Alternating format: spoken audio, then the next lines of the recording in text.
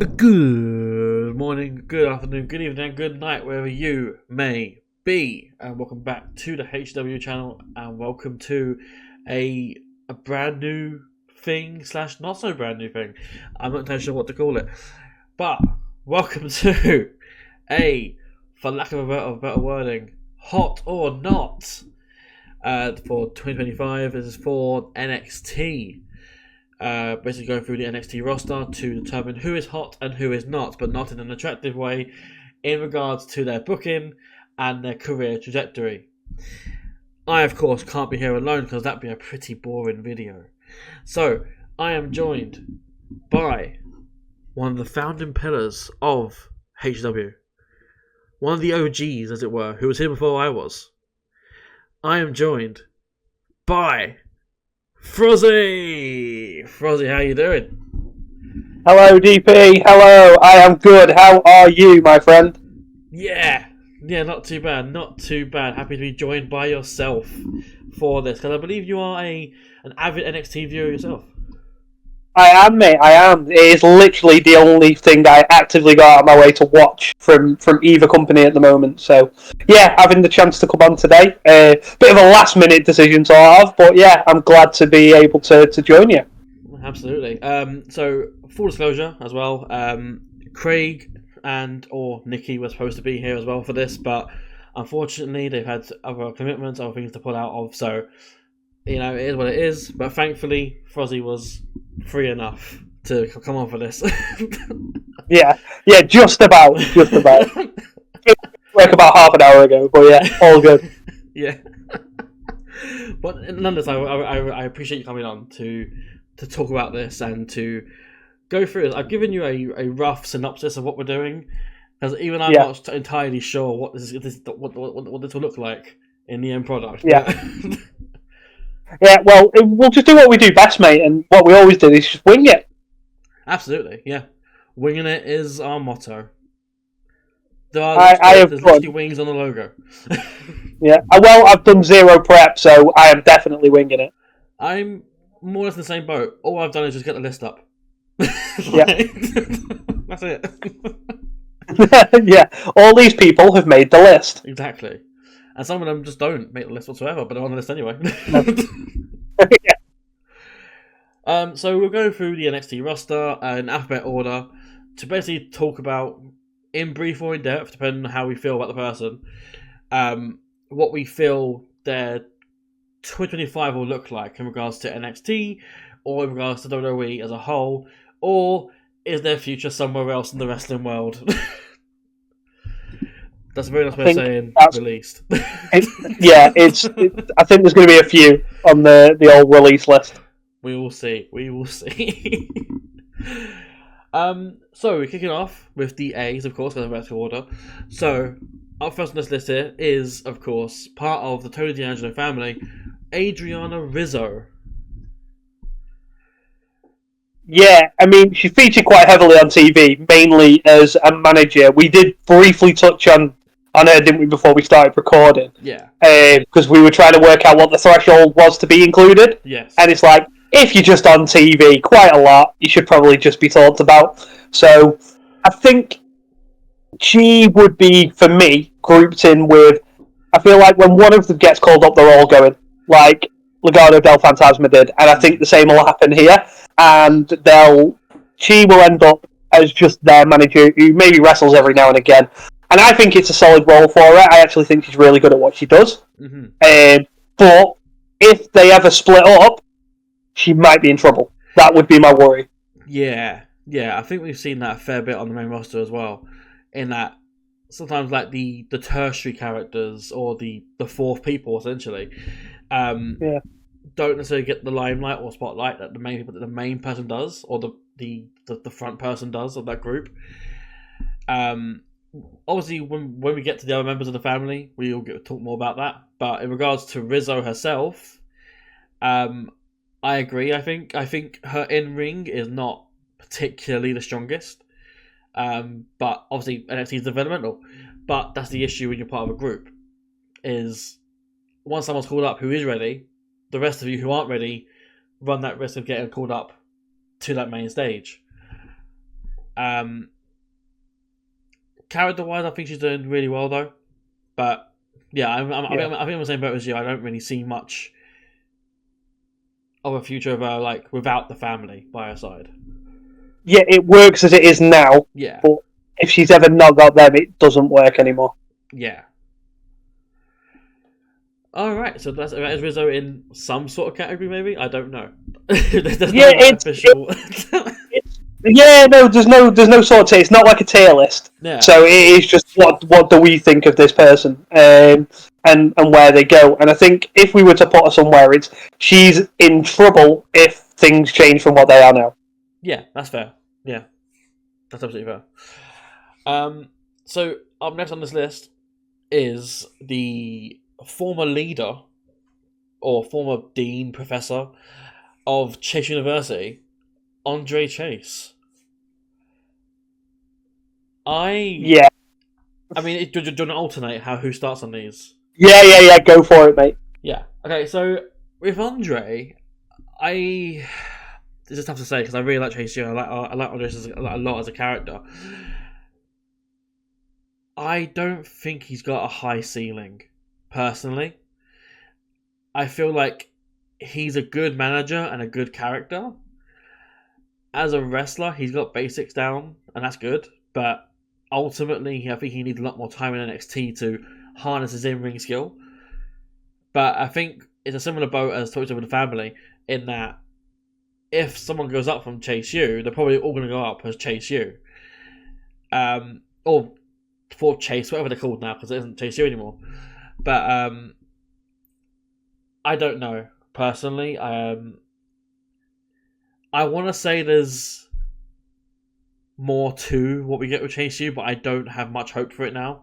I think it's long dead now. Well, not long dead. I think it's recently turned dead and going to remain dead. But yeah, that's where I feel. Yeah. I think he's going to be sort of stuck in the limbo, as it were. Yeah, I think it's similar with Rizzo, as we were just saying. Like, it works, and I think that might become a theme of what we're doing. The more I think about who's next and stuff like that, it's going to be one of them where it works for what it is now. If one goes up, they're all going, whether you're ready or not, because they are a thing. And you're only as good as the weakest link in whatever you're doing. And like you said, he's got the fundamentals down. He's a good character and stuff like that, but that's only going to get you so far if you go up to the main roster. Because not everything lasts forever. Like, finally the New Day has split up after 13 years or whatever it is. Yeah. But they've split up. So, and Chase U aren't New Day. So, they're eventually going to split, and he's going to find himself in trouble. And like I said, when we're talking about the rest of Chase U when they come up individually, it'll be the same thing. I don't think in Chase U there's anyone in particular that stands out, but as a group they're great. But you don't see, like, when you looked at the Shield, Roman Reigns was always going to be the star. When you looked at the New Day, it was always like Kofi Kingston or Big E. Big E was the big guy, wasn't he? Yeah. When you look at the groups like that as they're developing, there's always that one person you know is going to go and win a world title, and Chase U don't have that. Not yet, no. But yeah, it's a shame because they're a really strong group in NXT. But yeah, if they keep them as a group, they'll be fine. But there's a ceiling on the main roster as to what you can do and get away with. I mean, look how good Bray Wyatt was, for example, but his groups never did anything longer than 12 months. Yeah, exactly. But they were hot for a bit. The ceilings of each individual person in that group as well. Yeah. Even Wyatt himself was held back by that ceiling. Yeah. For reasons, above the pay grades and whatever. Yeah. But yeah, I don't know. I think more time in NXT is best for Chase U as a whole and Andre Chase himself. To develop more of a storyline, develop more characters out of it, and develop more personality. Yeah. Up next, we have someone who's not been on NXT in a while, but was fairly featured on NXT TV for a while when they were on TV this year. Ariana Grace, who's currently over in TNA, I believe. TNA, and it's funny. Like whenever she does a segment with Santino. Yes. But again, I don't think she's got a bad character. So in NXT, it works. Could you see that on Raw or SmackDown? I mean, we have Chelsea Green. Yeah, but Chelsea Green had a name, didn't she? Yeah, it's true. So, and then you're running the risk of, do we have too much of the same thing? That is true as well. Yeah. But I mean, in NXT, it's working. I like her. I think she's still quite young, isn't she? I always forget ages. So she's going to develop better in ring anyway, and eventually the character will just develop, and hopefully it becomes more something that's taken seriously. But it'd be nice to see her get a bit more of a push than she gets. But I don't think there is anything bad about her where she'd get released. I just think there needs to be a bit more character development with her, make her a bit more serious, and that'll just happen as she learns more in NXT. Yeah, absolutely. I personally feel like she's got potential to become a future North American champion. Like within, the next year.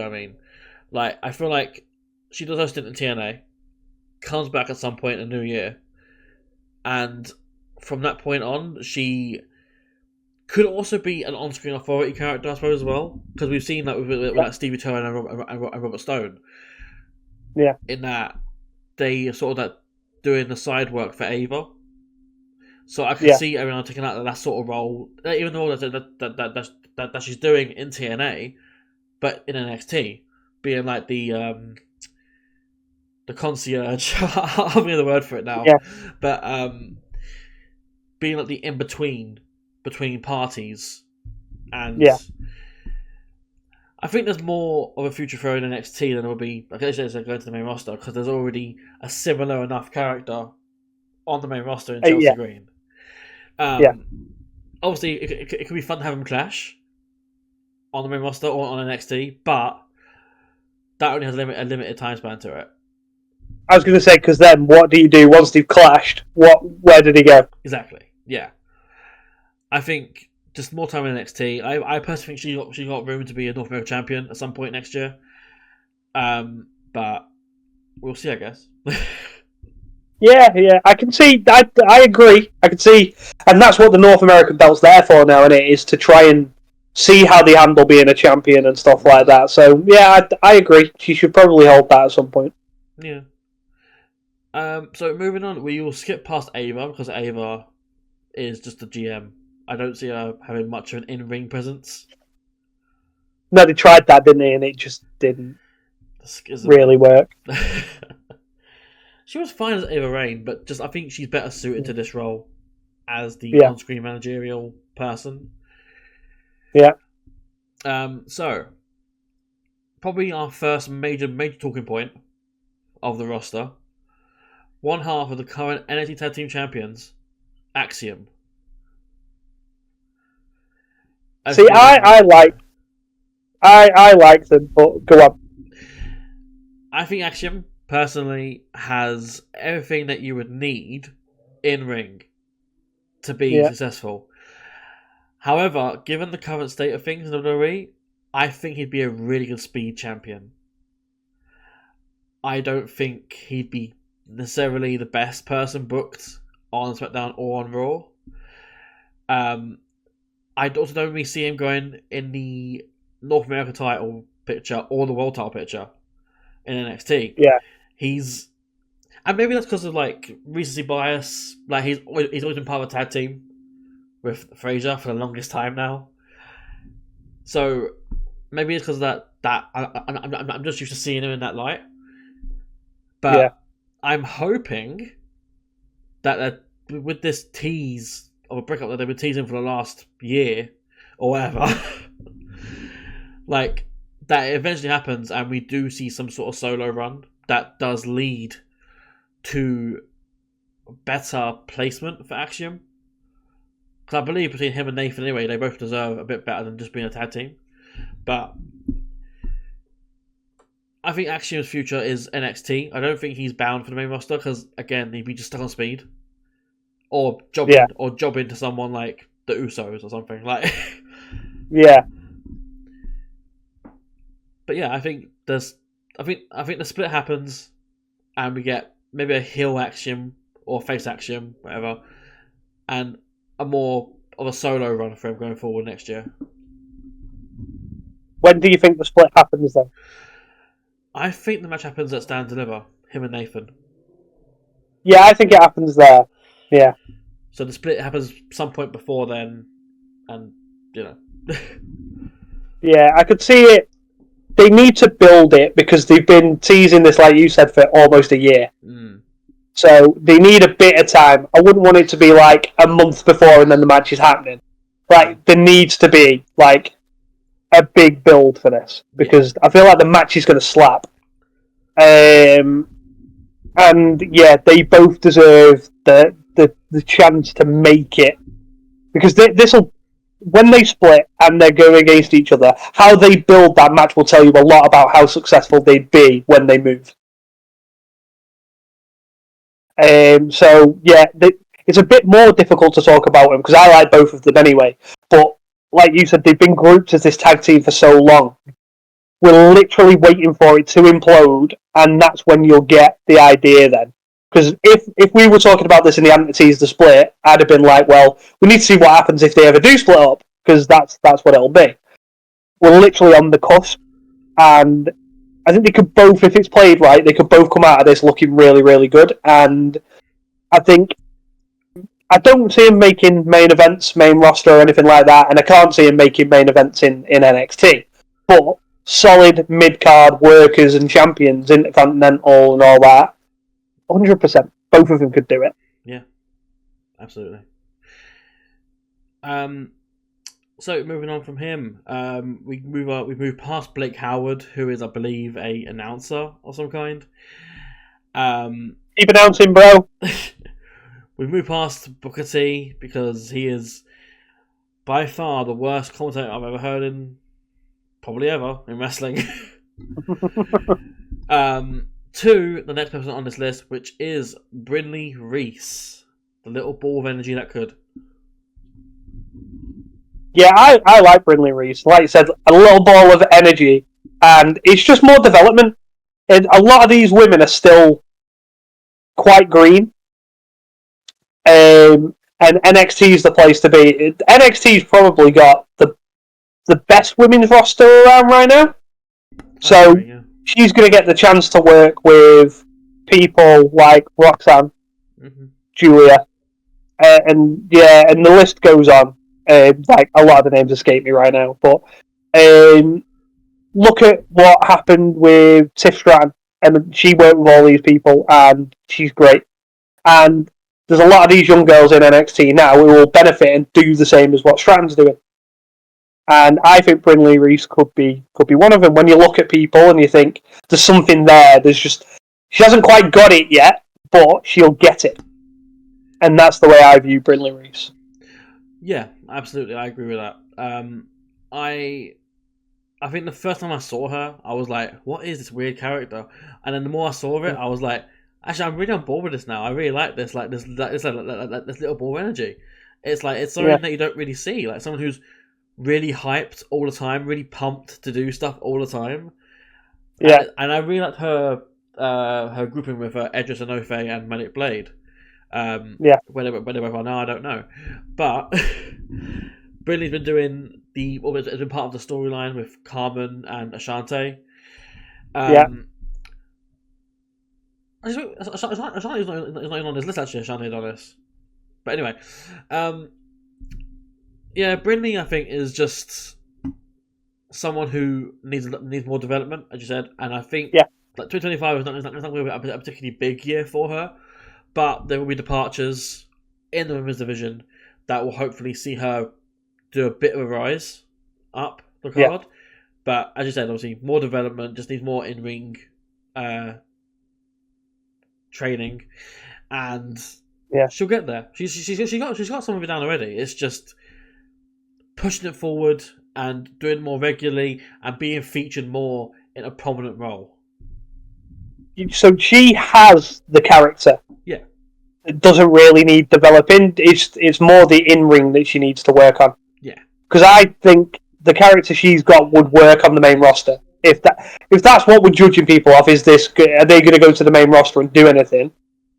I think she could. She just needs to work on the in-ring. Mm-hmm. Yeah. That's fair enough. So moving on from Brittany Reese, we go on to one half of the NXT Tag Team Championship #1 contenders. It is Bronco Nima from OTM. Now, Bronco is the Marty Jannetty of OTM. In that he's good, but he's just not as good as Lucian Price. I think that comes with, again, NXT, developmental, develop the skills, and develop your in-ring portfolio. With that in mind, I do think they're winning the tag title next year. I think OTM are going to do it. I don't know how long they have the reign for, but that will solidify them more as a tag team within NXT. Because right now, other than the last few weeks, OTM to me have been Jada Parker's henchmen. Yeah. And that's all they've been pretty much, to me. So the last few weeks have been them proving they're more about being a tag team and taking the tag titles more seriously and being part of the tag division in NXT to the point where they are going to beat Fraction, in my mind, for the tag titles. Yeah. And going forward next year, I don't know how long they hold titles for or anything like that. But yeah, I see tag team titles in his future, and after that, probably still in NXT, but just as one of the more featured tag teams. Yeah, I agree with everything, and like I said, Lucian Price is obviously the one that's, when you look at a team and think who could potentially do it as a singles guy, it's definitely he'd be the pick of the two. I think they will suffer from the fact that they are always going to be viewed as a tag team, because while Lucian Price is the better one of them, I think there's better people that will get pushed before he will as a singles guy. But we're not talking about him. So, yeah, I agree with everything you said about they'll get the tag title reign, however long that may be. They probably deserve it now. It's one of them where it's not like we need this to happen, but it does need to happen at the same time. They need to see if they can hold them belts, stay relevant, and become one of the more featured tag teams. So, yeah, I think if they were to go to main, they'd struggle. That'd be another worry for me. Yeah. But in NXT, they'll be fine. Yeah, that's valid. Yeah, I'll get that. So moving on to the next on the list, we have one part of Sean Spears' crew. It is Brooks Jensen. Ah, yes. Brooks Jensen. I am not a massive fan of Brooks Jensen. I don't know. I just feel like he's very generic, and that might just be me. I don't know if you think I'm being harsh here, but I just think there's a lot of Brooks Jensens in the wrestling world, and he is, for me, nothing special. But yeah, it's just, you know, when you're trying to think of something that they've done that you think, yeah, that was good. I don't get that with Brooks Jensen. So you may have a completely different take than me, and he might just need to get away from Sean Spears because I don't have much time for that guy neither. But yeah, I just don't. For me, there's nothing there. Yeah, fair enough. I am in a slightly similar boat to you in regards to Brooks Jensen. Not fully on like the way you said it, but I look at Brooks Jensen and I don't see Brooks Jensen. I see Jack Perry. Yeah. Yeah. I see a mixture of Jack Perry and Hangman Page, and I'm not saying that because I'm an AEW guy, because to an Yeah. extent I am, but I don't see anything original about Brooks Jensen, and him being with Sean Spears and the way that group is booked is in a way that they don't really do matches all that often. So I'm not seeing Yeah. much in-ring improvement from Brooks Jensen. So all I'm seeing him doing is hanging around Sean Spears and laughing or giggling or whatever. It's like, haha, we're evil, yes. I don't really get it. I don't really understand it. No. No.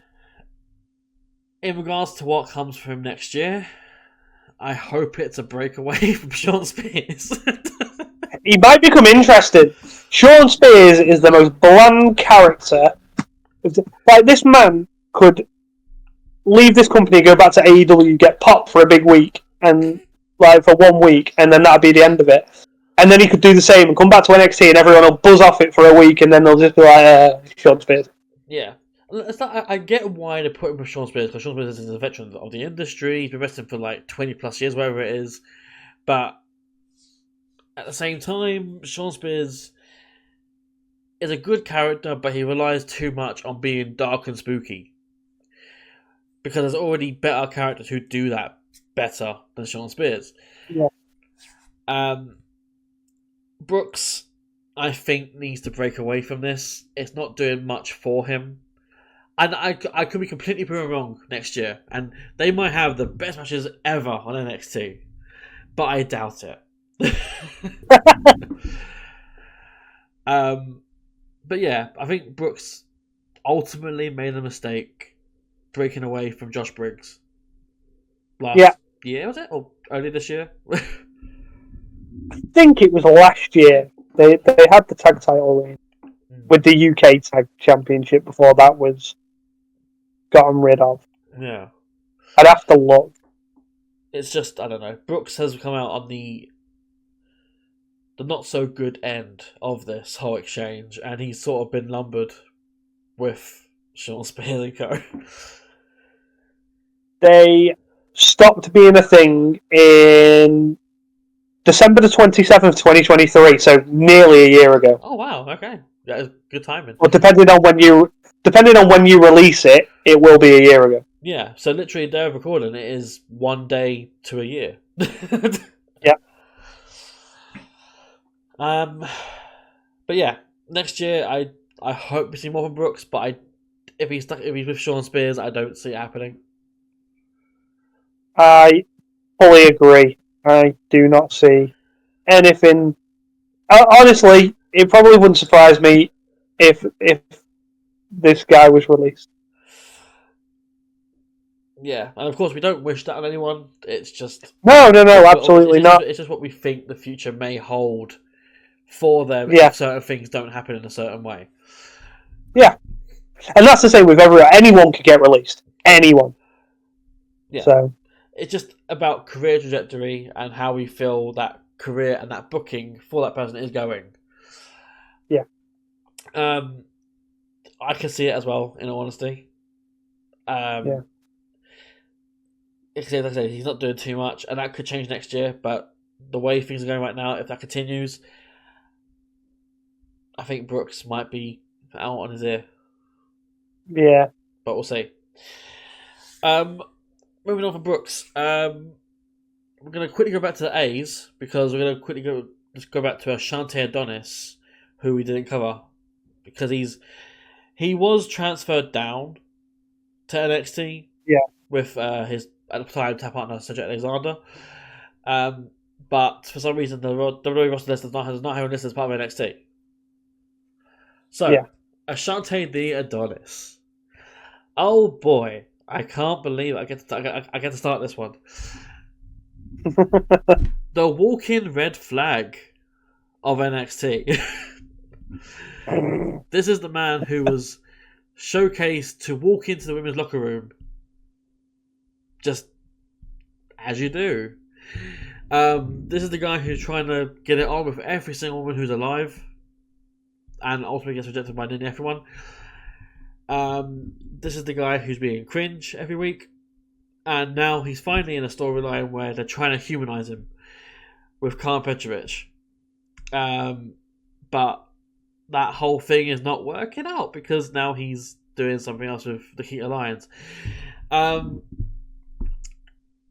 don't know what they're doing with him.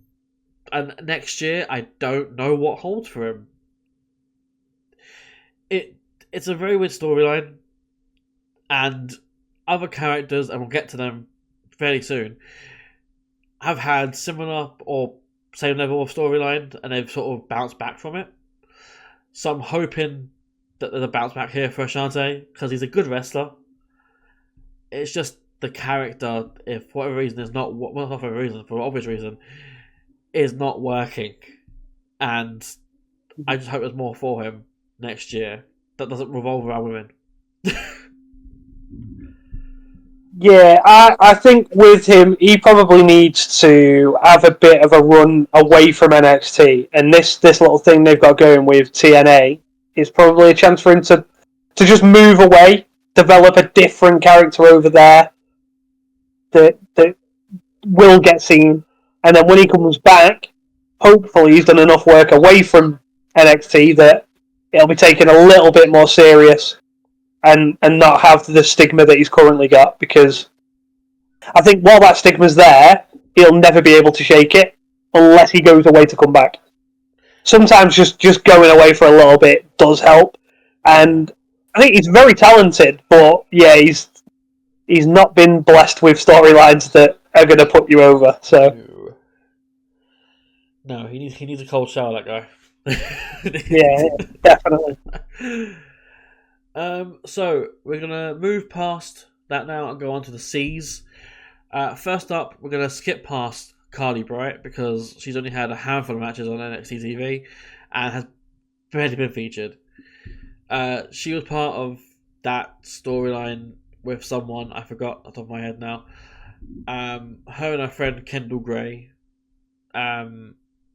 did something. I can't remember who with. No, me neither. So we're going to go past her and go into another part of the Tony D'Angelo family. Channing Stacks Lorenzo. Yeah, I think we're gonna. This is where, when we're talking about these people as singles people and stuff like that, it's really hard to just talk about them because they're such a focal part of the family, so you automatically just start talking about all of them. Yeah. But again, I think what the problem's going to be with a lot of these from NXT who are in these stables is that not the strongest member, if they don't stay in the family, will probably get found out when they move. Like, I do like the family, and I like Shannon, but I just think when you take them away from the family, there's probably 5 or 6 people you can just name that can do what he does, if not more. Yeah. And I think that might put him in trouble if the family ever breaks up. So I like him, and there's probably a future in the tag team division, but as a singles guy, I don't see. Yeah, I pretty much agree with that. That's more what I had as well. Like, I feel if they hadn't brought in Crucifino, there was a chance that they could have had Stacks on a more solo level in regards to having a solo run. But they brought him in, and now Stacks is part of a tag team again, and it's like, oh, cool, you're in a tag team now, but you're going to be stuck in that tag team for the foreseeable future. Unless you do a breakaway, but then if you do that, as you said, Frozzy, you'll get found out. You know, Yeah. It's just... Yeah. Being a tag team does hide insecurities, and it hides weaknesses or flaws that might be in your game that you don't realise by yourself. Yeah, exactly, dude. Like, if you're ever looking to protect someone in a match, you stick them in a tag. Like, because it's, what, a 10 or 12 minute singles match is you're in the ring for 10 to 12 minutes. 10 to 12 minute tag match, you're probably in for, what, 4 or 5, Something maybe? like that, yeah. Depending on who you're tagging with. And, yeah, you can just get your best stuff in because you've only got a 4 or 5 minute window. Yeah. Whereas Could he have a 12-minute singles match? Probably, but you're going to see a lot of the same stuff. Absolutely. So, what is your prediction for his next year? I think the family will stick together. I don't think they'll get called up. I actually think they're quite a staple of NXT in the fact that the people who will get called up will be people who have then feuded with the family.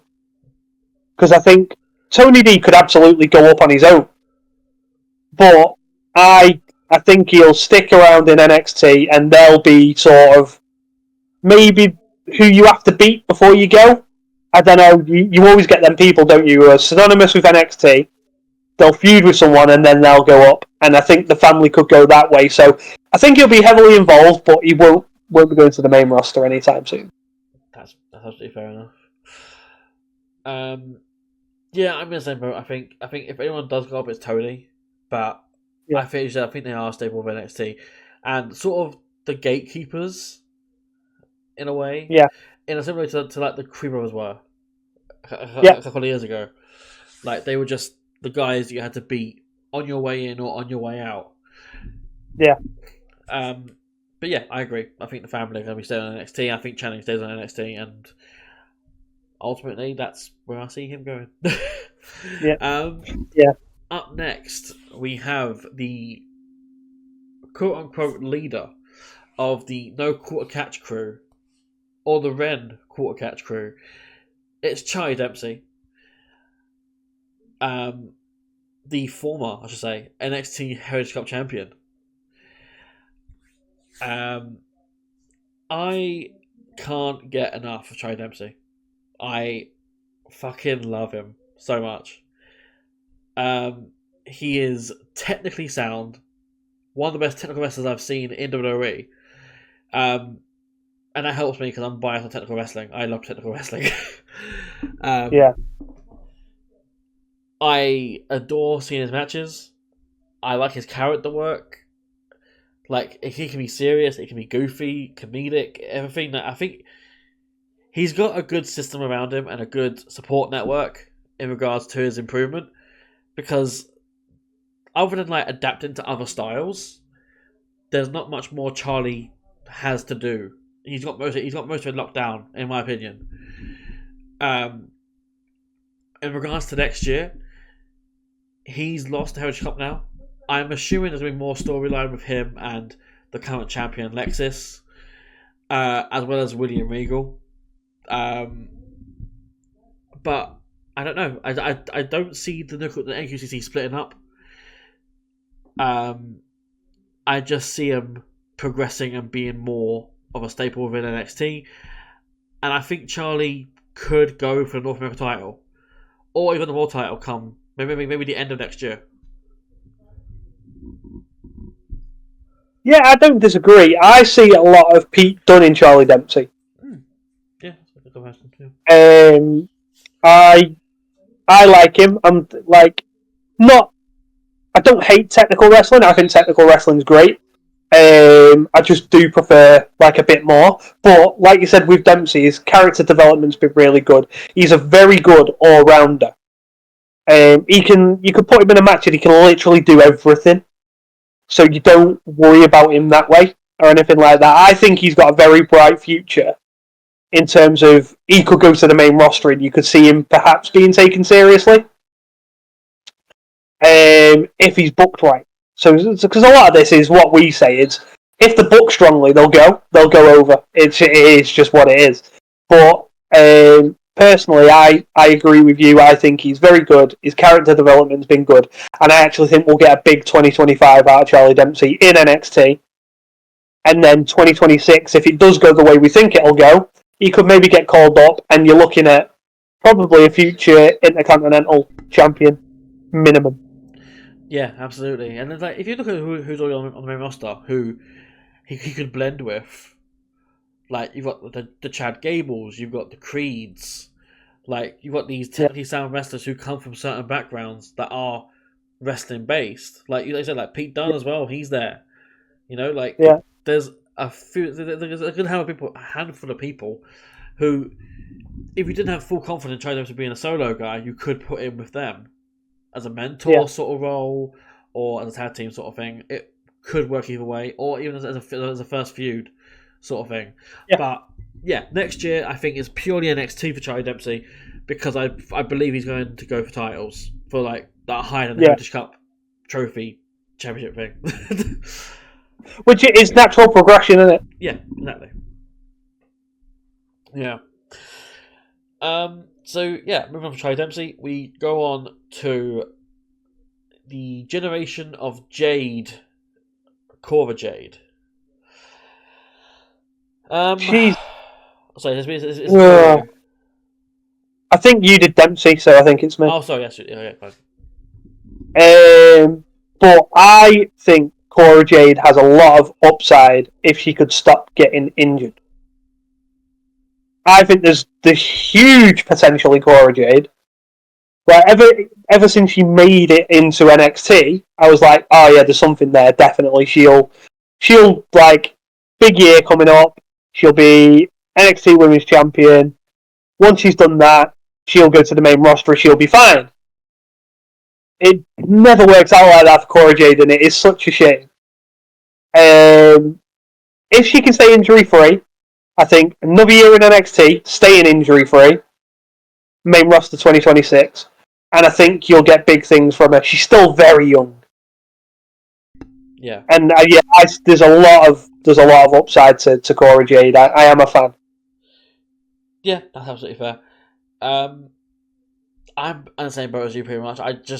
I would just wish that she remained healthy enough to actually progress on screen. She's had injuries. She's come back.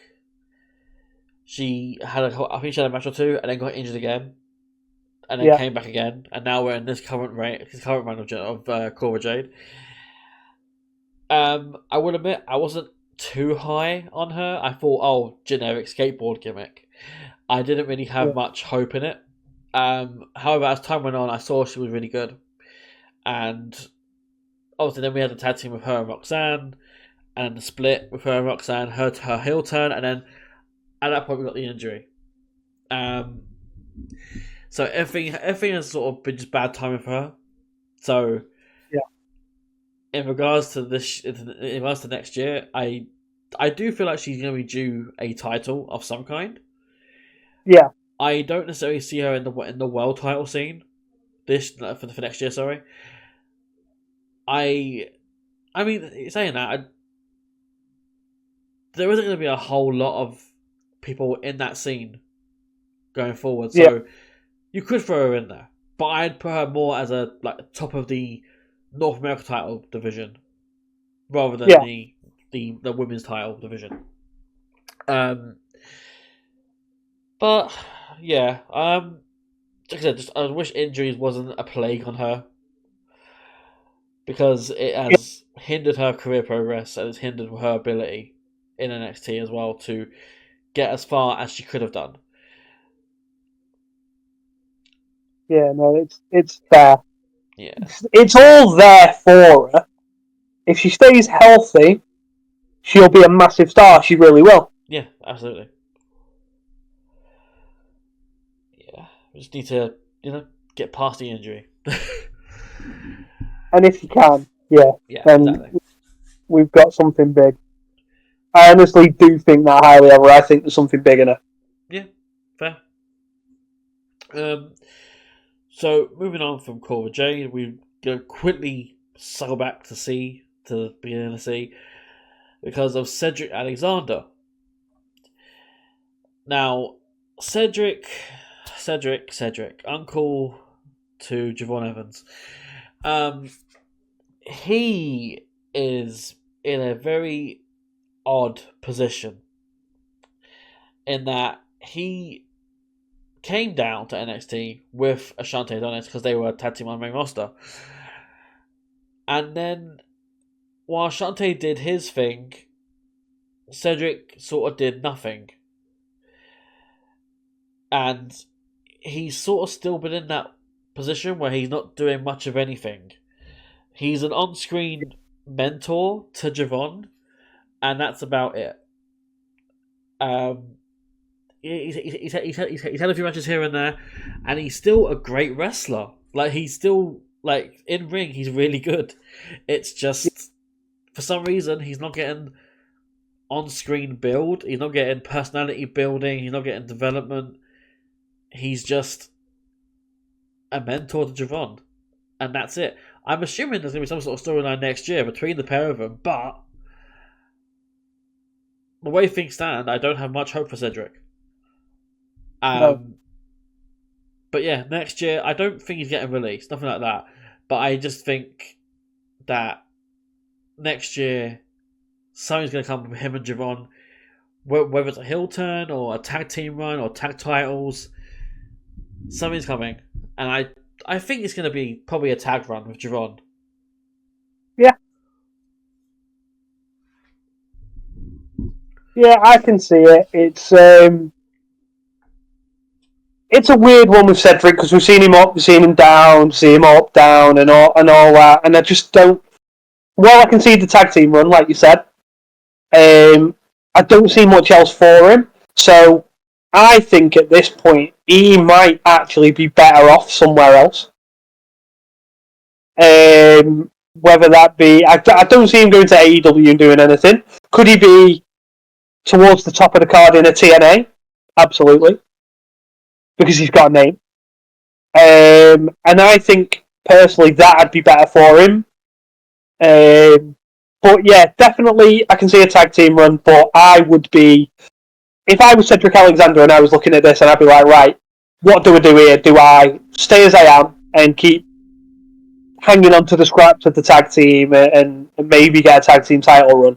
Or do I go and reinvent myself and be a main event player in a smaller environment and then come back to WWE and NXT? Yeah. Because I feel like that's what's happening with Matt Cardona, sorry. Yeah. I think he comes back, and I think Cedric could...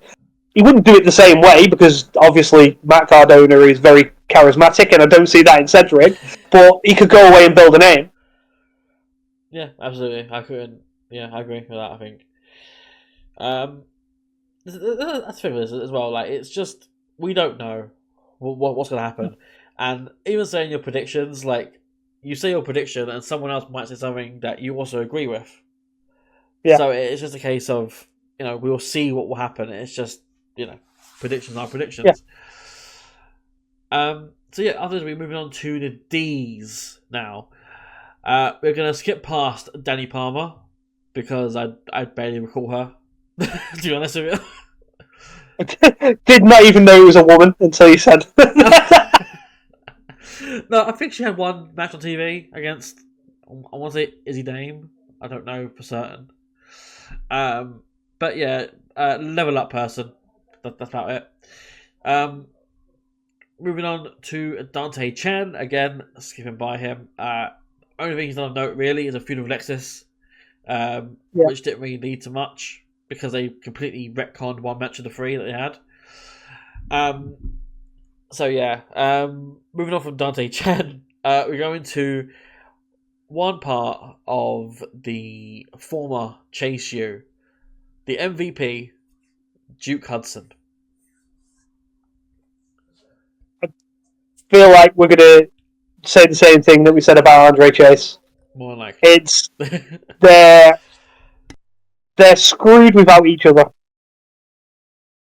There's just not enough there to suggest, like, as soon as Chase U's done, well, they are technically, that anything's going to come of them in particular. And they're all solid, but alone, don't. Duke Hudson just... Could I see him with a North American Championship? No. Which then means I couldn't see him with the NXT World Championship. And yeah, I feel like, again, another case of maybe better off somewhere else. But in NXT, as Chase U, fine. I just don't see much else for them. Yeah, and as you said, I think it's going to be a lot the same as what we said for Andre Chase as well for this.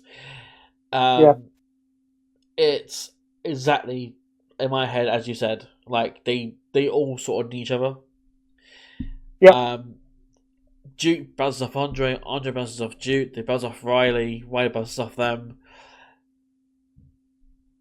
They are all kind of screwed if they were to get like separated by whatever means. Like if you recall that Duke's early days, he was by himself. He was a gambler guy. Like he gambled big and whatever. But after that, we saw this new version of Duke Hudson and Chase U, and it resonated so much with so many people. Yeah. So he's the big man of Chase U, but again, I don't see him in a singles title reign of anything at the moment. So next year, I just see development potentially. Chase U reform, or it's I don't know. But yeah, 2025 is very much a question mark for the Chase U conglomerate. Yeah. It's difficult to chase you. It is. Yeah. So moving on from the D's then, because there's only one D actually. We move on to the E's, and we kick things off with Eddie Thorpe. Now, Eddie Thorpe has had a monumental shift in his momentum in terms of booking. He went from doing nothing to still doing nothing to doing nothing to feuding with Alexis King about EDM music to now finally having some semblance of character in that he's always getting screwed over. You know, he's always being served injustice because of management, because of certain decisions that are made against him, whereas decisions that are made for others aren't given to him. So Eddie, obviously he's not winning a title at New Year's Evil. Obviously he's not winning a title there. No. However, next year, I could see him as North American champion potentially. I don't see him as world champion. Don't be wrong. But I could see him being the secondary champion, the North American title, at some point next year. Because the character's finally there for him. Because his in-ring's fine. His in-ring is good. Yeah. It's just he needed a character to get him going and to get some sort of attention or some sort of connection with the crowd, and he has that finally. Because I don't know if you heard his reaction on NXT the last couple of weeks. He's getting booed, like immense levels of heat he's getting. Yeah, it was like when did they announce the? He did the thing. I can't remember if it was at the end of Deadline. Was it when he didn't have to do the Iron Survivor and then got a title match anyway? It was the following NXT after Deadline. Yeah, the NXT after that one. And it was genius. It was absolute genius. And it's just like, that is the sort of heel that gets booed. Yeah. So, I am with you. He's not going to win the world title, but will he win a mid-card title in NXT? 100%. And eventually, I think he could win an NXT world title. He could. Yeah. Because they're the type of heels that need to hold titles. Because he's not just I'm just going to attack you and do all this stuff. There's method to him being the way he is. Yeah. Like, he's the thinking man's heel. Yeah. Like, he's like, how am I best going to position myself to get what I want? Rather than, I'm just going to hit people with chairs. Just like that type of heel. Like, they're not looking, I'm just going to attack them. Yeah, he's more methodical. And I like that in a heel. It's really, really good. I do like Eddie Thorpe. So I think he's got potential to... I think that sort of thing would make it on the main roster as well. Yeah. So, only mid-card title 2025, possible NXT title run, maybe towards the back end of 2025, getting on for 2026. And if he's still over with the crowd and stuff like that, then why not? Main roster. I could see him getting there. I honestly think he's the sort of guy that you could book to have like Nick Aldis's first WWE in-ring match. Yeah. Like, he annoys Nick Aldis so much on SmackDown with his constant whining and constant moaning about injustice, about not getting his whack opportunities. That at, say, SummerSlam or something like that, like, you could have Nick Aldis' first in-ring match in WWE against Eddie Thorpe to finally shut him up, sort of thing. Yeah. Like, because it works in that sense. Like, yeah, I agree. The thinking man's heel. He works smarter, not harder. Yep, and that's what you need sometimes. Absolutely. So yeah, Eddie Thorpe generally all positive. Yeah, no, he is. I've been more positive about Eddie Thorpe than I thought I would have been when we were discussing it. So no, I'm quite happy that he could go on to do good things. Yeah, absolutely. He's getting a shot here at New Year's Eve as well, which will just showcase that he could potentially be in the same league as a Trick Williams or Obafemi. Yeah. He probably won't, but it's there. Yeah, you never know. So moving on, we will go past Edris Enofe because he and his tag partner Malik Blade have sort of just disappeared off the radar of NXT. I don't know. Is there an injury perhaps in one of them? I don't know. Potentially. But saying that, I just don't have much information other than that, and they've not been on TV for a bit of time now. So, whereas everyone else has been featured in some capacity recently, he's practically vanished. Yeah. So, go past him, we're going on to now someone who can be very much a talking point, especially in recent NXT history, in regards to the last few months. We have All Ego, Ethan Page. I'm not a massive fan of Ethan Page, so I get the gimmick. The gimmick works, and it work in NXT. If I'm looking at a broader picture, it doesn't work. NXT needs that sort of heel where people can play off it. Page has got a lot of experience around like different companies and things like that, so I think he's good to have around and to have like people like Javon Evans who need the character development and stuff like that to feud with and come off looking good, because I think Ethan Page can be that guy that can stay in them sort of like feuds and not winning them, but he's still going to be Ethan Page and people are still going to take him seriously. Like, he's just had the series with Trick, which is at the world title level, but he was never going to win it, and nor did I want him to. But that's the sort of level of work you've got where people are going to be good working with him. And while I don't think he'll ever go to the main roster, NXT, I think 2025 he'll be in and around the title picture without necessarily winning it. That's fair. Yeah, that's fair enough. I'm in a different boat. Not fully, but just a bit more different. In that I like Ethan. I have for a while. And when I saw he got signed to NXT, I was quite excited for it. Now, did I think he was going to win the world title within, like, was it 2 months?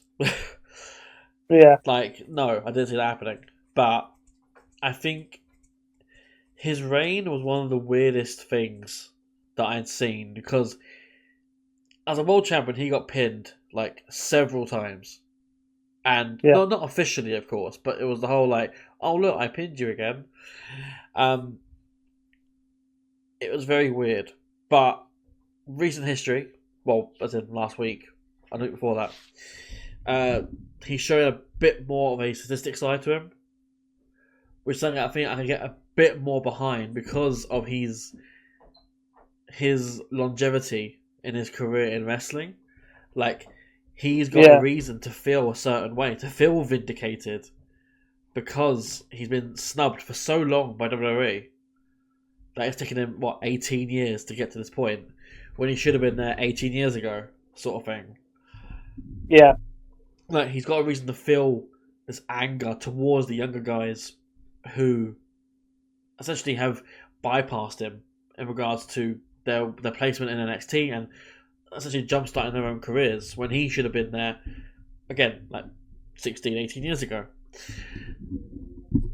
So, next year for Ethan, I can see him dancing around the world title. I think he holds North American title at some point next year. I don't know when, but I think it happens. I see him being a contender for the world title, but not actually winning it. Yeah.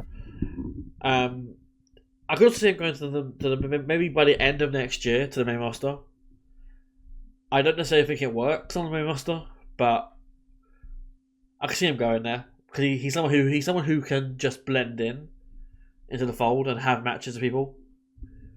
I could see him like I don't know why this is a weird grouping, but I could actually see him like joining Austin Theory and Grayson Waller.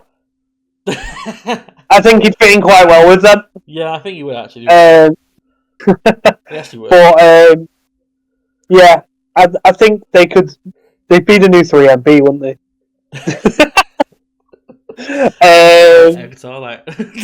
Yeah. But no, like I said, with Ethan Page is a name. He is a name in NXT, and he's a scalp, and he can put people over. And I think that's what they should use him for. If you want to put a first title reign on someone, but you want someone to start, like, say you're looking at Trick Williams now, and he's your guy, but you're looking at your next champion being Javon Evans.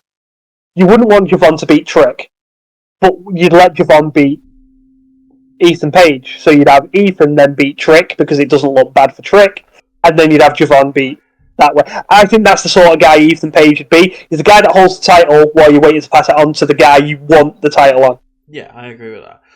That's the way I see it. And I would agree if that was the case on TV, but it wasn't, because he was a transitional champion for Trick to Trick. Yeah, no, see, that's what baffled me, and we will, I'm sure, talk in depth about Trick Williams in a bit. We will. I've got a lot to talk about Trick Williams. As long as he doesn't go over 15 minutes, because he'll get out of breath. That is true. So moving on from Ethan Page, we go on to the Fs now. And there's only one F on this list, and that is, of course, the Women's North American Champion, Fallon Henley. This is me, isn't it? I'll start, don't I? Yeah. Fallon is a very weird scenario. She's found herself again, absolutely. But there was this time last year, or was it earlier this year? I can't remember. When they all broke up, Fallon, Josh and Brooks, sorry. And they all sort of, well, not Josh, but the other two seemed sort of lost. Fallon was in this weird spot where she was helping out that the face talent and being like the third woman in their teams.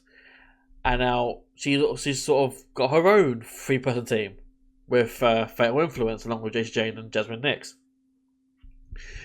And it works to an extent, that team.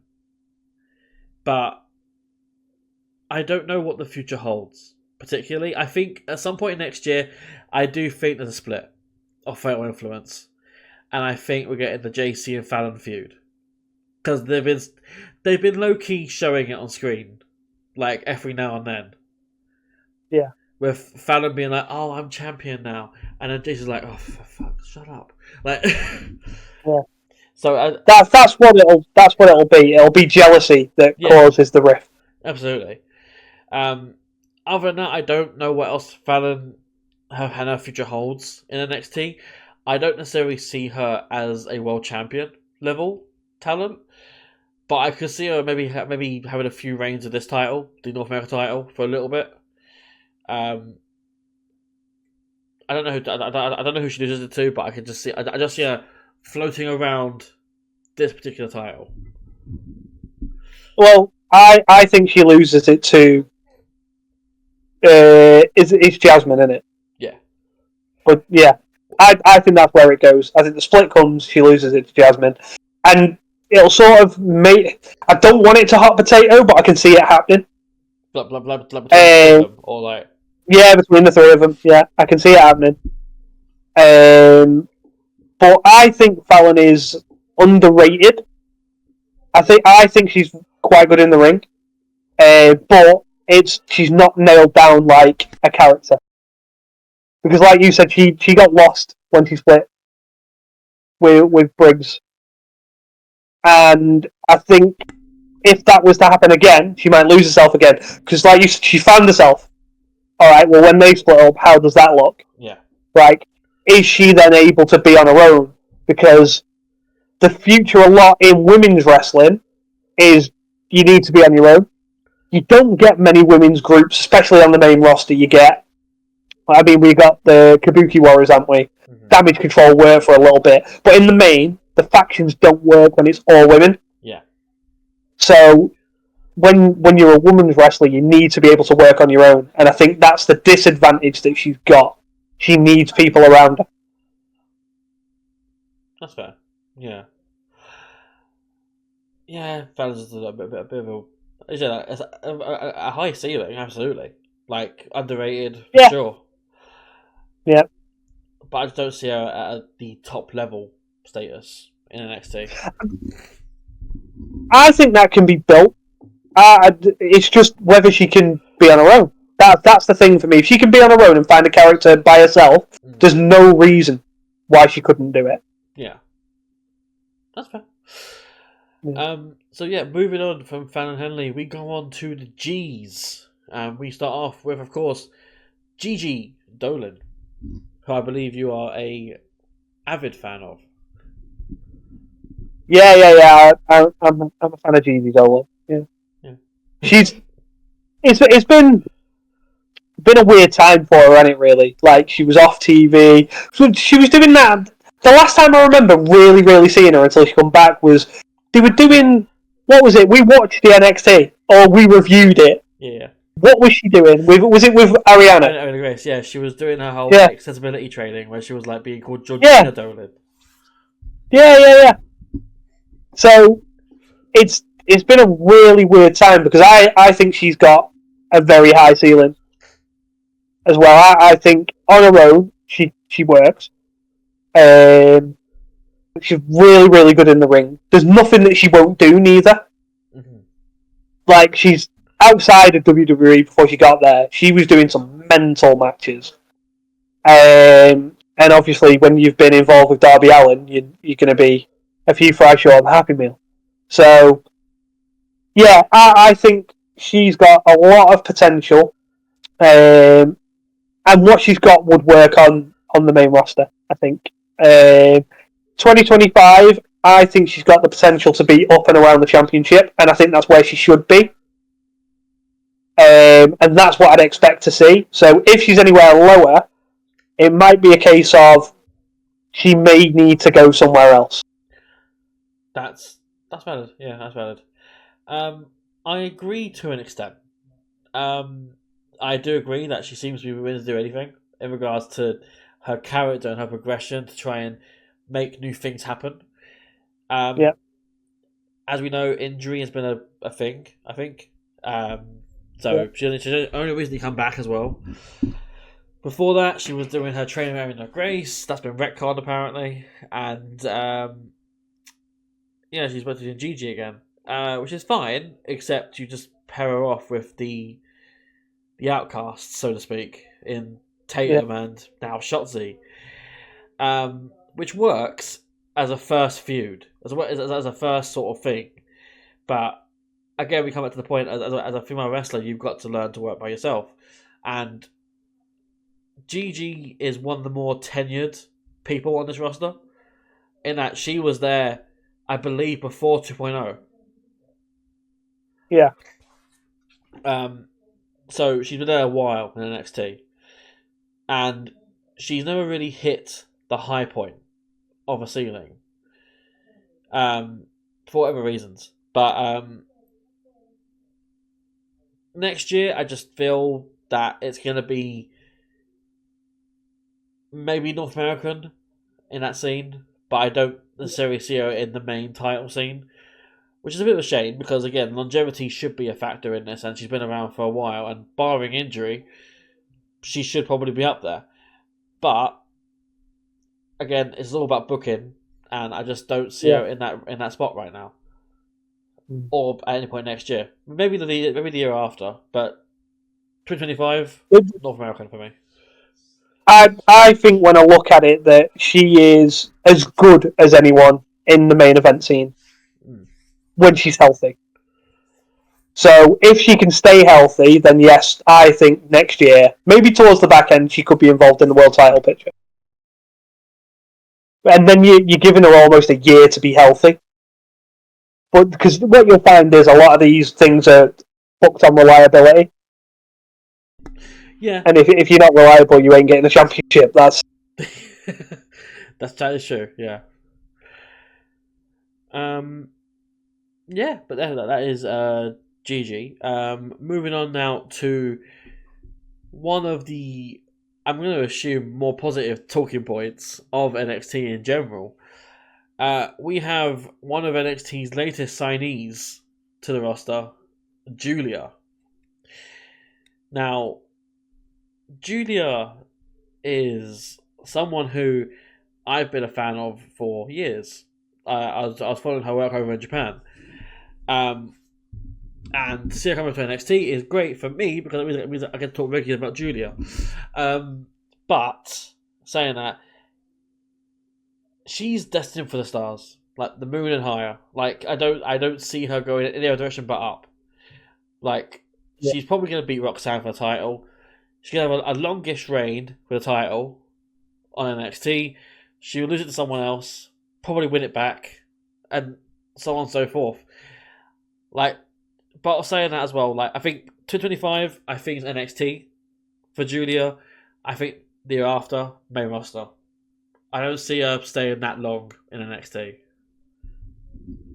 Yeah, I like Julia, so I've heard of her because of doing stuff with like yourself and Rates Awards and stuff like that. So the name's not unfamiliar to me. Only obviously now watching her work because of NXT, and she is so good. The only thing that worries me about her going to the main roster is that she then gets pigeonholed with Asuka, Io, Kairi. Yeah. Because WWE like to do this. That's my worry about her going to the main roster. That she just ends up over there doing what the Kabuki Warriors do. And it's like, come on, man. Let's not do this.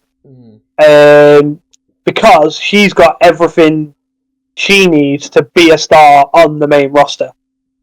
She even promos well. Like, and that doesn't always translate well when you come from Japan over here. We've seen it in the past where people don't necessarily go over because of like the language barrier. She is got very good like English, and when she cuts a promo, you believe it. Which like when you look back, and Asuka doesn't really cut promos in English. Kairi doesn't. Io doesn't. We had the problems with Cesaro, who had all the talent in the world, but couldn't really cut a very good promo because his English was always broken, and you could never take him seriously. Julia doesn't have that. I think her English is so good that she will go to the main roster, like you said, probably in 2026, and be a star. Yeah.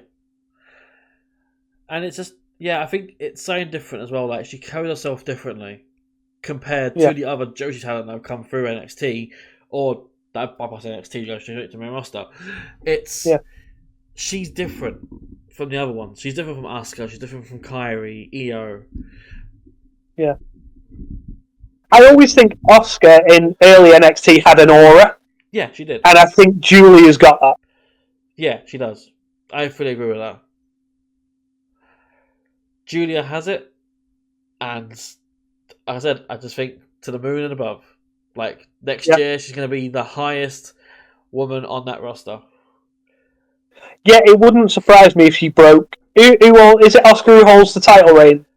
Longer. It's either her or Roxanne.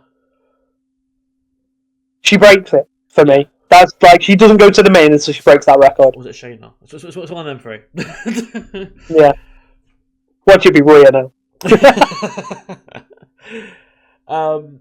But yeah, that is Julia, and that is us moving on from Julia. Moving on to the H's of the roster.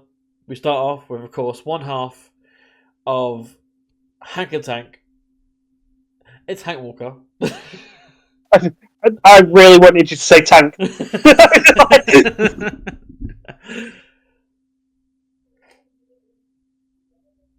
Yeah, I think these would have a problem if they split up.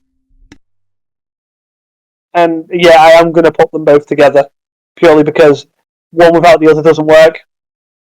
In my opinion, I just think they are a tag team who can go higher and go to the main roster as a tag team.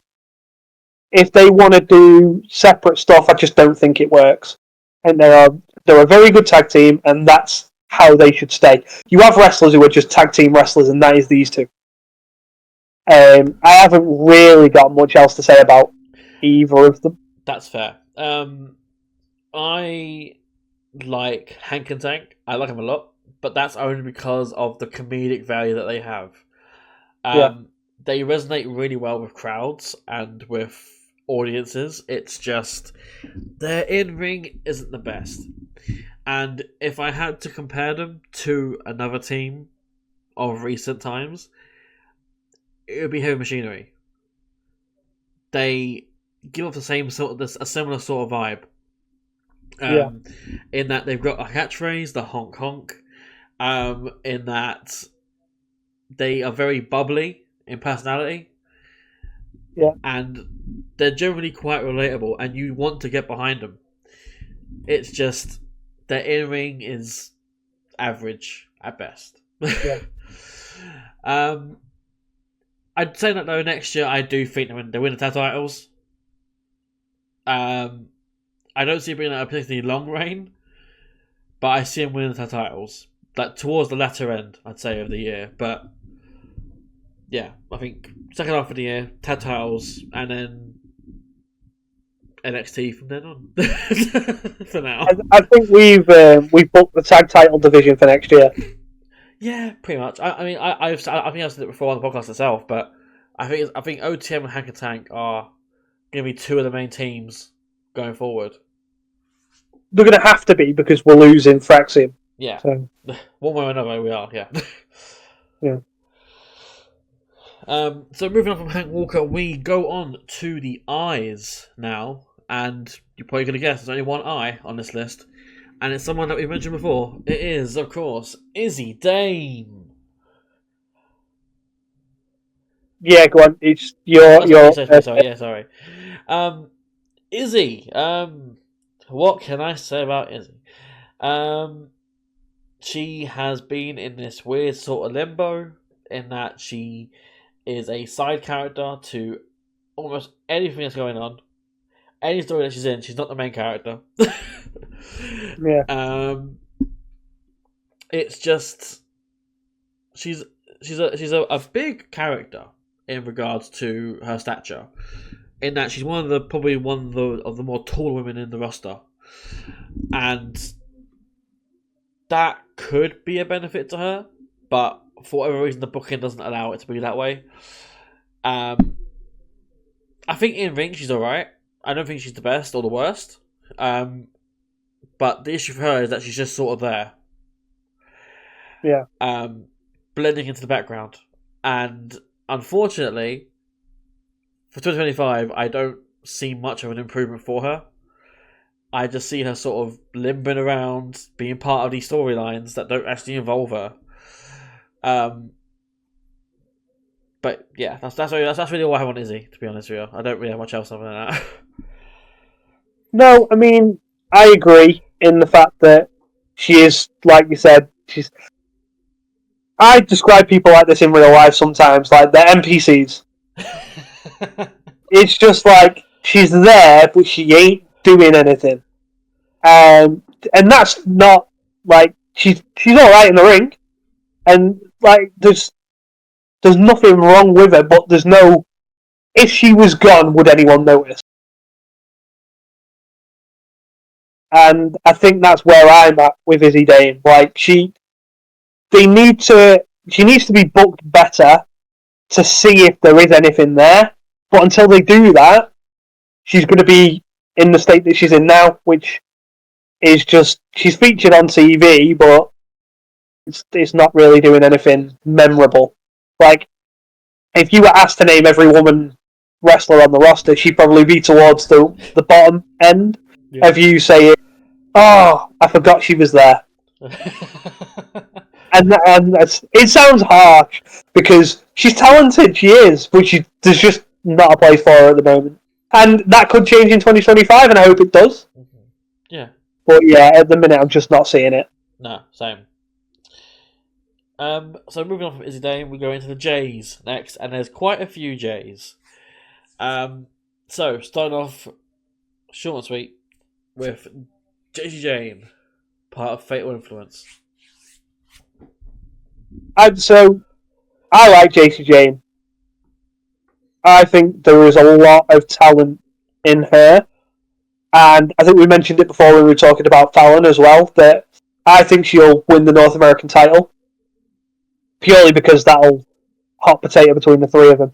I think 2025 will be those three for the first 6 months of the year, probably fighting over this title, and then whatever happens after that will really tell us how far JC Jane can go.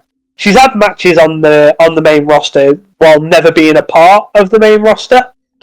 So they clearly think there's something there.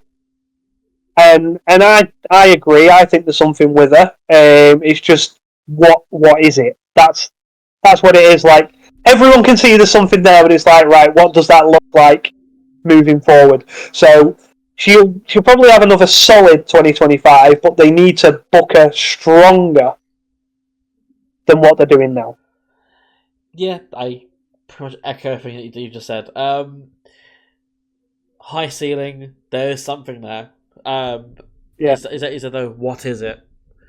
Show us what that thing is. Like, yeah. It's a weird one. Again, she's like Gigi in a way. It's just has been there for a while. I think she predates 2.0 NXT. Yeah. And I think she's like not unlike Gigi. Gigi came through the indie scene. I think JC doesn't have the indie experience. I think she came through the WWE PC. Was she? I want to say she did MMA, but I might be wrong. I'm not certain on that. I thought she'd done MMA, but this is where we find out she was like a cheerleader or something. I am gonna try and find out. Yeah. But yeah, no, JC is just someone who I think can be a good managerial character and a good speaker because she has that charisma about her. I don't think her in-ring is particularly the best, which is why I think she tends to rely more on others to do the wrestling. But saying that though, she's not a bad wrestler. It's just I think I prefer her in a speaking role than I do seeing her in a wrestling role. But hey, NXT is a developmental for that exact reason, to improve on both of those things. Well, she didn't do MMA or anything like that. She actually started wrestling in 2018. So she's still quite fresh. What, in the PC or the Indies? So she was wrestling for, what was the company called? HCW. Oh, okay, fair enough. And then she did Shine, Evolve, and Full Impact Pro. Oh, she was Shine. And then, yeah. And then she held a title in World Extreme Wrestling, so WXW. Wow. And then she was signed to WWE in 2020. Fair play, though. Fair play. Yeah. So, like 2018, she's 6 years into a wrestling career. Yeah. So that is quite, like, not a lot in terms of what you see from wrestlers these days. No, of course not. So yeah, I think she's still got a lot to learn, but like we said, there's something there is. Yeah, absolutely. Moving on from just Jane. Talk about there being something. Up next is Jada Parker. Now, this is me, right? Or is this you? Yeah, no, this is you. Okay, yeah. I don't know. I don't know. I keep forgetting. Um, Jada Parker. I will admit, I wasn't the hugest fan on initially. I didn't see much from her in regards to her own ring or her character, even just a bit shouty. However, as time went on, I saw the development. I saw the work she's putting in. I saw the improvement in every aspect of her work, and now I'm firmly on board the Parker train. It's quite insane, actually, what she's been doing and the level of development and the level of booking that has gone into her progression in NXT. This year has been a great year for Jada. She's done so much. She's had a match with Roxanne for the world title. Didn't win, but she had a match. She's had the feud with Lola Vice. She's become the centerpiece of OTM. Like, there's a lot that she's done this year, and I think next year she's going to win title gold. Whether it's the world title, because I can see that happening, or the North American, which I also see happening. But I think she's up there. I think she's in the world title picture. Once we're in the new year, I see her being at that top echelon. Yeah, I'm a fan of Jada Parker. I think there's just so there's something there, but it's quite obvious, like that she. So she used to be a football player or soccer for you Americans. But yeah, and you can tell that there's a very athletic background behind her. Everything she does, like she puts everything into it, and I do enjoy watching her matches. So I'm with you. I think 2025 will be a big year, and it would not surprise me if towards the end of it she was around the world title, because I think that's the sort of potential she's got. Yeah, that's fair enough. Yeah. I don't think I have more to say, but I don't really have anything more to say to that. Moving on from Jada Parker, we venture into the land of metaphor as we first look at Jakara Jackson. Yeah, I mean, I'm not a massive fan of metaphor. I don't know if you are, but for me, it's just, yeah. I think Jakara Jackson is like there's 5 of her on the main roster. Like it's just there's nothing that I see that's special about her. Yeah, I just when it comes to Jakara, I just don't have a lot to say. It's difficult. She probably needs more time to like be showcased and things like that. But from what I've seen, I don't see it. That's valid. Yeah, that's fair. I think Jakara's main setback this year has been injury. She was injured for a good spell of this year. Like not completely, but just like she was on TV still, but just didn't wrestle. Yeah. I think she's the more charismatic of metaphor, other than Noam Dar. I just think her in-ring needs more work, and that will come with next year. I don't see her holding any titles or anything like that, but I see her, and probably Lash too, being more prominent members of the NXT roster. And as we've seen already, WWE see something in her and Lash because they had them on the main roster. Even being part of the Saudi show, Crown Jewel.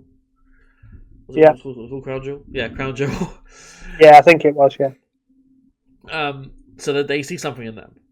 And that is something that I hope that they take going forward because they've had that experience with the more experienced teams. And even like this week or next week, whatever, they're going to be like mixing it up with like Katana Chance and Kaden Carter, like the more experienced teams from the main roster who are coming down to NXT to mix it up with these people. So I think Jakara will learn more, but next year I don't see much for her, like in terms of like achievement, other than just more in-ring development. Yeah. Which is probably what she needs. It may have been a bit harsh, but I personally just don't see a lot. After this, we will skip past Javier Bernal, who is purely on Level Up. I don't know if he's on TV. I don't think he has, so he's just Level Up guy. The reason that we don't cover Level Up is because I think for us at the start, but just for anyone who has skipped past that bit, he does not watch Level Up, so it'll be just me talking about Level Up guys that he has no real opinion on or any sort of reason to comment on anyone. Yeah, I just thought, okay, I agree. Yeah. So moving on from Javier Bernal, we go to Jasmine Nix, the third and final member of Fatal Influence. I think this is you. This is me. Jasmine Nix is the walking opposite of what Fatal Influence claim they are. For weeks or whatever, they were saying that they are they were the gatekeepers of the women's division. They were the ones who've been there since day one. And then Jasmine's just there, like, I'm here too. I'm gonna be honest, she just comes across as the third member of this team. Like she holds herself in the same regard, in the same way as Fallon and JC do, but it's sort of like she's a little sister to the other two. Yeah, she's like sort of mimicking what they do, and it comes across that way. I would say she's good in the ring. She's got good ring presence, and her in-ring is developing week by week. It's just personality-wise, it's just she's not really standing out as her own person. Yeah, she's like, three's a crowd. Yeah. Like, literally, she is third wheeling on that team. Which it's a shame, because she's like probably the one benefiting most from being with the two. But yeah, she's talented. Like you said, she's talented. She just needs to find a place. And it's the same, like we've said it numerous times already. How are these people going to work on their own when it comes to, especially the women? Yeah. Because they're the ones who need to be on their own more. Mm-hmm.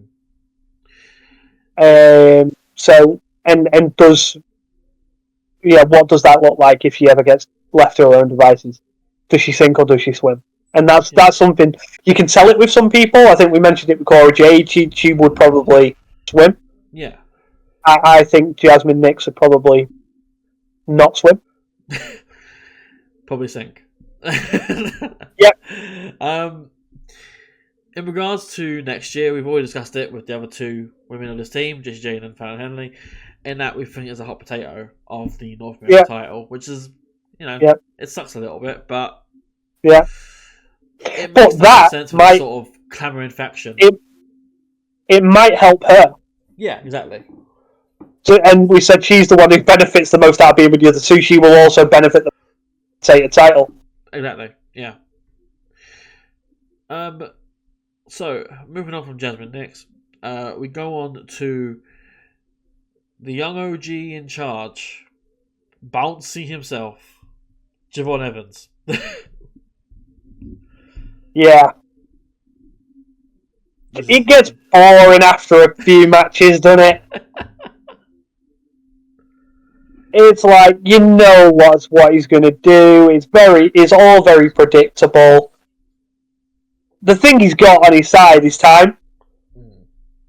Because he's very, very young. And you get this with a lot of flippy wrestlers, because that's what he is, he's a flip. And he'll calm it down and he'll work out how to have good matches without having to put it all on the line every single time. Because he takes a lot of risks. Yeah. Now. And what he needs to learn is the basics. And then when you do your big tricks and stuff like that, it'll matter more because we're not seeing it every week. Eventually, like it just, like I said, it wears on you and it just gets a little bit boring. Yeah. But he's got a high ceiling and he could be a huge star. I agree. I think he's going to be a huge star because I think they really believe in him being that big star. In a similar vein to Trick Williams, but not in the exact same way, I think they push him a bit too hard. In regards to they have part-timers and legends associating with Javon Evans and putting him over in a way that's like, oh, hey, look at this guy. You like him, right? You don't like him? Why not? Yeah. Look who's hanging out with him. X-Pac's here. Randy Orton's here. Like it. Yeah. So it just feels a little forced. But again, it's not as bad as Trick. We'll get to him soon. Yeah, I think the good thing about the Randy Orton match was that he probably saw a way to work that was different. Yeah, exactly. So I actually think, yes, associating him with Randy Orton makes him seem like a big deal. I actually think that's the sort of influence he needs. That's fair. That's absolutely fair. Yeah, that's fair. I can't for it. That's a fair point. I just think he's gonna take too many risks, and that ceiling he has, he's gonna hit it. Like literally. Yeah. The thing is with flip wrestlers as well, you've got to just know when to calm it down. And yes, he's 19 or 20, however old he is. Like, people can end their careers early because they're too gung-ho in their approach. So he needs to I think he just needs to calm it down a little and just go with the flow a bit more. Well, you could end up pigeonholing yourself as well and still be a flippy wrestler in your 50s like Jeff Hardy. Yeah. And then it's, I mean, Jeff Hardy's a whole different kettle of fish, but... yeah. So yeah, Javon Evans, next year, I have no doubt he's going for title gold. I have no doubt he'll get title gold of some kind. Yeah. I honestly could see him win the Heritage Cup. Yeah. I don't want it for him, but I'm saying like that's what I can see him doing. Yeah. I could see it. I don't know. It's a weird case of Javon Evans. It's just he'll win something, like you said. I don't like him, but I'm trying to be impartial in regards to what I think will happen next year. Yeah, it's not. Again, it's not that I don't like him. I just think he's one of them. No, he's one of them that's being forced on us. I think. Yeah, that's the main reason why I don't like him. Yeah, it's like I don't necessarily like Javon Evans himself. It's like I don't like the booking of Javon Evans. It's more accurate, I think, to what I mean. Yeah. So yeah, Javon definitely title gold of some kind next year. Yeah. Moving on from Javon Evans, we have someone that we probably should have mentioned. So let's go past him. And oh my god, I really want to know who that was though. Just, you can work it out. I'll tell you who the next one is. We're moving on to Josh Briggs. Right, okay, yeah. So, Josh Briggs. This is me, I think. It's me, yeah. So, Josh Briggs. Very good wrestler. Has proven it in the past. Went to Japan. Came back. Hasn't done much since he came back from Japan. He's teamed with Yoshiki Inamura, and that's about it. Yeah. Next year, I want to say there's more for him. I don't know if there is. It's a huge fumble of Josh Briggs. I don't know how you have this guy who is a pretty good big guy wrestler, like who held his own against Dijak. Yeah. And you sent him to Japan to learn more and hone his craft, to bring him back to NXT and essentially do nothing. Yeah. It's mad. So, I don't want to say that they're going to get released because I don't believe in it, but Yeah. I don't see much of a future for him in NXT. Maybe in TNA, go TNA for a spell. That might work out for him better and get a bit more high profile there. I just think in NXT he's getting more lost and shuffle with things. Yeah. And yeah, I don't really see much of a future in NXT for him at this precise moment in time. No, he's one of them. Like, he could be a big star somewhere else, like a TNA. He could potentially go there and win their world title. Yeah. That's the sort of guy he is. But yeah, they've fumbled him in NXT because they could have done so much more with him. He could be what we were talking about with Ethan Page earlier, where he's got the name and everything like that, and when you beat him, it means something. And yeah, they've not got that now because of what they've done with him.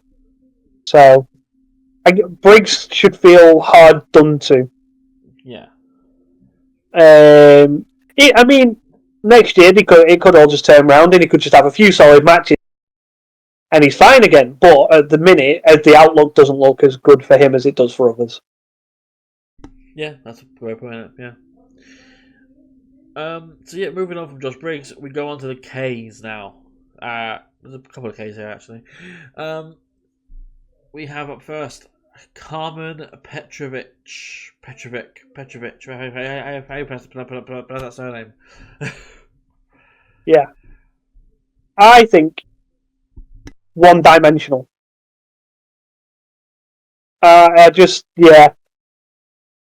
Maybe I'm being harsh, but I just think she's very one-dimensional. Every match that I see of hers tends to be the same, and I don't see anything changing in 2025. I haven't really got a hell of a lot to say about Carmen Petrovic. Purely because of what I think now. Hopefully, she goes on to prove me wrong in 2020. But what I've seen of her, I just think, yeah, I can see that anywhere. Yeah, absolutely. And that is, of course, one of the key things about this whole video concept is no matter what we say or how harsh we appear to be, prove us wrong. Yeah. The reason why we feel how we feel now is because of how you've been. So improve your craft, improve yourself, and we will probably see differently of you the next time it comes around. Yeah, 100%. But yeah, Karma Petrovic is a victim of circumstance, I think. She, I think, comes from a karate background or some sort of MMA not MMA, like one of those martial art backgrounds, not necessarily mixed martial arts, but I think she knows how to hold a katana. She's too proud about it. Yeah. She does her whole swing thing, and then that's about all there is to her. Yeah. There's nothing much there. Yeah, it's one-dimensional. You're not seeing anything from it that you don't see from other people. Yeah. It's unfortunate, but again, Carmen, if you watch this by any chance, prove us wrong. Yeah. Yeah, exactly. Prove us wrong. So yeah, moving on from Carmen Petrovic, we go on to Kalani Jordan. Kalani. I think they pushed the boat too quickly on Kalani. I think there was room for development. I think, she didn't win the breakout tournament back in 2023 and 24. Well, no, 23 or 24, whatever it was. And from that point on, you could have built something with her instead of pushing her so quickly into this whole I'm a face, I can do this, I can do that thing. Yeah. It's very much in the same light as the booking of a young Bianca Belair. in NXT. Oh my god! So when this name came up, that was the first name I thought of. Yeah, like barring her saying EST, that's pretty much what she's doing. Yep. Yeah, she's athletic, and she has that background to her. Fair enough. And it translates pretty well into pro wrestling. And she's a good pro wrestler. Everything in ring for her is good. It's just it needs more fine tuning and more character. Her main thing is character, but that's the main thing that she needs to work on. However, saying that, she's already been a Women's North American champion. I'm not surprised whatsoever if next year sees her being a world champion. That wouldn't surprise me whatsoever. Yeah. But who knows? I think. No, I just think she is the Bianca Belair from Wish. She is extremely talented, which says like how much I think of Bianca Belair. I think she's ridiculously talented. So I mean, even being a Wish Bianca Belair it's not a bad career. No, it's not. And she will make a good career out of this, but she needs to get away from, because like I said, when you said Kalani Jordan, instantly thought Bianca Belair, and if you're Kalani Jordan, you don't want. No, exactly. Because you will never be Bianca Belair. So she needs to be like when people say things like this, like, "Oh, I want to be the next Bianca Belair." No, you don't. You want to be the first Kalani Jordan. That's what she needs to. That's the mindset that she needs, and she's got all the talent to get there. But yeah, she just needs to believe it. I think there's a big future for her as long as she does everything in the right way. 2025 probably holds another title. Yeah, that's fair. So moving on from Kalani, we all skip past Kelly Kincaid, who I'm pretty sure is the pre-show coordinator. I think. Yeah. And we will skip past Kendall Gray, who is the childhood friend, I think, of Carly Bray. And that's about it. I think they wrestled on Level Up. Or did, before it was cancelled. So, we go on to the next part of this list. It is the L's. And I'm not saying the people here in this list are taking L's, but we are starting off with Lash Legend. And this is you, yeah. Yeah, I mean, you joke about not taking L's. I think this is an L. I am not a fan of Lash Legend. Oh my god! See, I'm even annoyed just thinking about you doing that. It's not good. It's not catchy. It's not funny. You're not going to make a career doing that. And if you try and make a career doing that, you will be, unless you're a heel, then it works. Yeah, I don't like Lash Legend. I don't think she has good matches. I don't think the character's very good. And this would be someone who would 100% get lost in the shuffle. Main roster or in another company. I think if she went to AEW, she'd be forgot about in 2 weeks. And AEW is, like, among the IWC, is known as the death of women's wrestling at the moment. Because they don't do anything with anyone. Right. And she'd just get lost. Right. I think she's lost now, so. That is valid, to be fair. I don't know with Lash. Lash is... I not to put a dampener on things, it's just... I think Noam Dar getting injured really fucked over Metaphor in general. Yeah. So then I think they thought he was in back sooner than now. And they didn't have plans in mind for the other three members. And now they've started thinking, oh shit, we've got to start putting plans together now for these three in case Noam doesn't come back. Yeah. And it's just sort of like, yeah, Lash is big, but that's really all she has. Yeah. It's like, do well. She's come leaps and bounds since like 2022. Yeah. Like Her feud with Nikki Lyons is the worst thing I've ever seen on NXT TV. Yeah. But nowadays, her tag team with Jakara Jackson, it's fine. It's just, as time goes on, they're going to develop more. And again, that is the key of a developmental brand like NXT, to improve yourself and improve your roster. It's just, next year, I can see him being the women's tag champions, her and Jakara. And honestly, just stick him on the main roster. I don't really see him as part of NXT anymore. Yeah. They're just they're there, but they're like just starting shit with anyone who's anyone now. And it's not really much of anything. Yeah. I think that main roster bound next year. Or maybe even transfer portal or window or whatever it's called. Yeah. Whatever it is, they're not going to be on NXT. Yeah.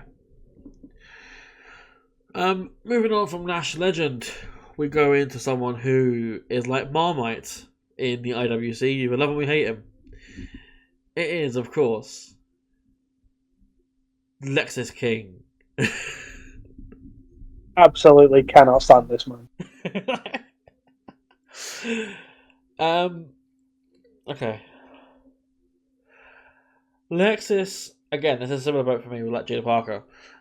Lexis, I was not a fan of initially. And I hated his look, and I hated his dumb chair, and I hated his dumb entrance, and I hated everything about him. However, as time went on, and it all proceeds back to this fucking feud with Eddie Thorpe over fucking music. Like, that's like the most like memorable thing I can remember about him as a character until recent times, where he's been developing, I'm not my father sort of thing, and they've been really leaning more into the whole I'm not my father thing, or don't compare me to my father, I'm not him. Of course, he's the current NXT Heritage Cup champion. Spoiler alert for anyone who hasn't watched that edition of NXT yet. Yeah, I mean, if you haven't, where have you been? Exactly.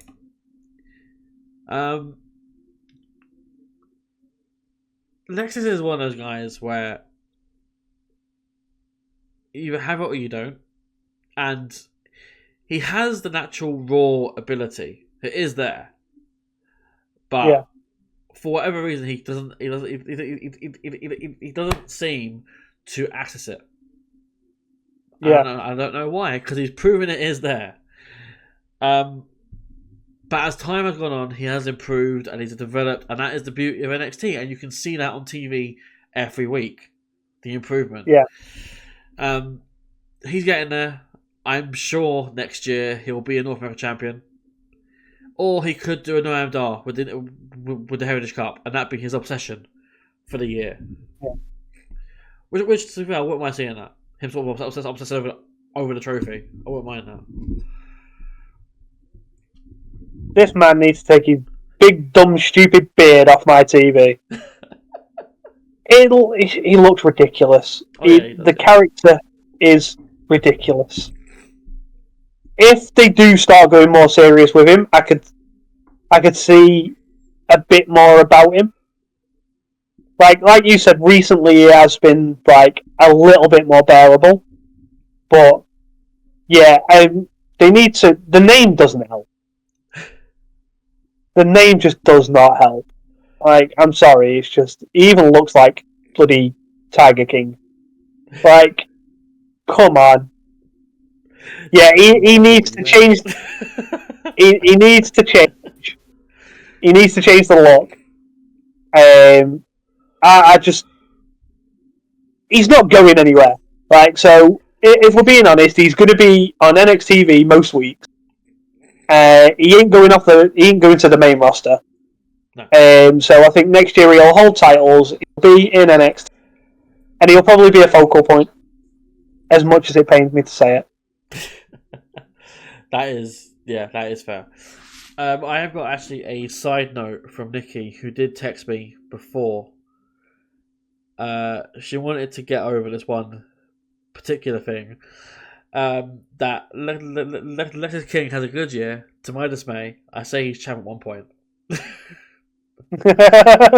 So yeah, we're all in a similar sort of vein that he will be a champion of some kind, even though we don't want it to happen. Yeah. I think we have now, there's 3 of us who've actively said do not put a belt on this man, which automatically means he's winning a belt. Yeah. Sort of jinx it, it's going to happen. Yeah, exactly. We might as well just accept our fate now. Yeah. After this, we will go on to the person who claims she is Latina because she is Latina. It is the future of women's wrestling, in my mind. Lola Vice. The future of women's wrestling. Yes. I don't dislike Lola Vice, honestly. I think there's a lot of upside to Lola as well. I actually think she's really good in the ring. Once she stops dancing, the character's fine. Like, I think she's getting to a stage now where she doesn't need to do that. So it's like, yes, you've won a match. You don't need to shimmy on down at the end of it. Just leave the ring. You've won. We're taking you seriously. I like her. I think she can win a title in 2025. I actually think she's. We were talking about reliability in wrestlers and stuff like that. I think she's one of them. She's reliable. You know what you're getting. Yeah. Doesn't really have bad matches. So yeah, I'm happy that Lola Vice will do things in 2025. Maybe 2026. Look to move up. Yeah. Yeah, absolutely. After this, we will go on to the 3rd member of the D'Angelo family. I couldn't count for a second there. It is Luca Crucifino. Again, we've covered this point so many times. Yep. There's only so much we can say because they're screwed without each other. Yeah. Like, Luca is arguably the weakest point of the D'Angelo family. Yep. And that's because he's been there the least amount of time. I think he has the least experience in wrestling out of the 3 of them, yep. The 4 of them. And yeah, with time and development, he'll improve. And if they split, they're screwed. So yep. That's pretty much all there is. I think we should just move on. But in 2025, they're either staying together or going to the main and they're screwed. Yeah. Moving on, we will go to. This might be the last person on this list because it's already a 2-hour video, and this is longer than I thought it was going to be. Yeah. So we might have to call it at the L's and then come back to do the rest of the alphabet. Yeah. So we will. Is L's the halfway point, right, of the alphabet? Yeah, I think so. I'm sure it is. Either way, if it's not, it's not. It is, of course, the other member of OTM Out the Mud, Lucian Price. Yeah, we briefly touched on Lucian before, didn't we, of being the most talented member. Probably has the most upside, but I think outside of OTM, he's not going to get very much. I think they have pigeonholed themselves into being a team. Yeah. And once the team goes, I think they'll struggle. But Lucian is talented. There is a place for him, but is he going to win titles outside of tags? Probably not. Yeah. I doubt that as well. I think just a good tag guy who can do a good tag job. Yeah. It's just they're sort of shoehorned now into being this tag team, and there's no real route for them to break away. Yeah. At least right now, anyway. Yeah. Like in 2026, 2027, there might be something there for them, but right now they're just stuck as a tag team, and that'll be the way it is for the foreseeable future. Yeah. But yeah, with that in mind, that does bring an end to this half of the video. I didn't think it'd be a 2-halfer personally, but no. I didn't realize how big the roster was. So no. These things happen. Like we said, we're winging it. Exactly, we are winging it. So with that in mind, I have been Dan. I've been joined by Frozzy. Please like, share, subscribe to the channel. Leave a comment. Do you agree with the comments made? Do you disagree with the comments made? Do you want to fight me on my comments? Do you want to fight Frozzy on his comments? And what else to say? Oh yeah, Frozzy, where can people find you? I believe my Twitter handle is on here. I'm trying to remember what it is off the top of my head because I've changed it. Or is it still Frozzy HCW? I feel like I changed. Frozzy89. It's Frozzy89. You can also find me at On Me Head Son Pod 1 on Twitter as well, where we do our football podcast, which is coming back in the new year. The guys I do it with have had a few personal issues going on, and it literally just couldn't do it myself. So it's one of them where we're launching the new year. So yeah, go ahead and look over there. Look at some of the old stuff we've done, and there'll be some new stuff in the new year. But yeah, that's where you can find me. Cool. And in regards to the podcast itself, the outlets are all below. Instagram, Facebook, Twitter or X, and updated now Blue Sky. Blue Sky, just put in HW Show. It is that because it's like hwshow.bsky.social, whatever. But yeah, we are on Blue Sky now, and that's actually on the screen. So you can go for us on Blue Sky now if you so please. And if you're so inclined, I'm also on Twitter or X as DpuizY, which is just there. And with that in mind, that does bring an end to this half of the video. This will hopefully be out before the end of the year, and then the second part I imagine will probably be out after the new year. I don't know yet. We'll see. We'll just see what the schedule will allow to happen. But yeah, until then, I've been Dan, DP and Frozzy. This has been Frozzy, and we will bid you adieu.